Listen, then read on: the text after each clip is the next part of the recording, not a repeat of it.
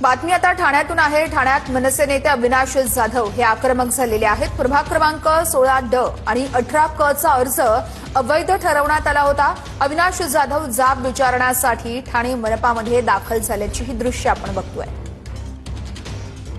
ठाण्यात मनसेच्या प्राची घाडगे यांचा उमेदवारी अर्ज अवैध ठरवण्यात आलेला आहे। त्यामुळे आता मनसे नेते अविनाश जाधव हे आक्रमक झालेले आहेत।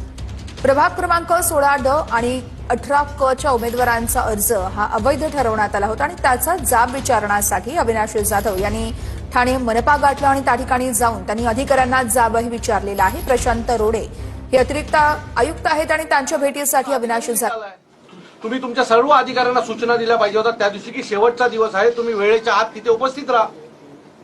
तुमचा अधिकारी जर पावणे 11ला येणार असेल तर आम्हाला दाखला कोण देणार?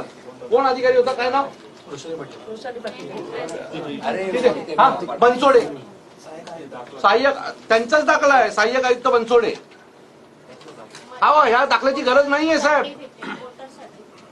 वोटर सर्टिफिकेटची काय गरज आहे? मी वोटर आहे ना, माझं मतदार यादीत नाव आहे ना सर, तरी मला वोटर सर्टिफिकेटची काय गरज आहे?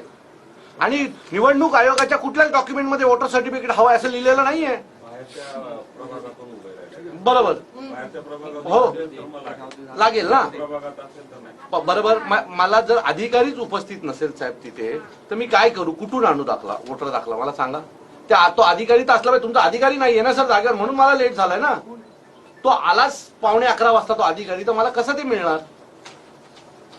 त्या दिवशी त्याची ड्युटी 10ची आहे, तो 10ला लावून बसला पाहिजे ना। एवढं महत्वाचं निवडणुकीचं हे चालू आहे, कोणी येऊ शकतो तिथे। ज्या दिवशी मी गेलो 30 तारखेला तर मला बोलले सकाळी या, कारण आता शेवट लास्ट डे फॉर्म सबमिशनचा, आता आम्ही देऊ शकत नाही, तुम्ही आदल्या दिवशी पण यांनी जाऊन तो मागितला होता।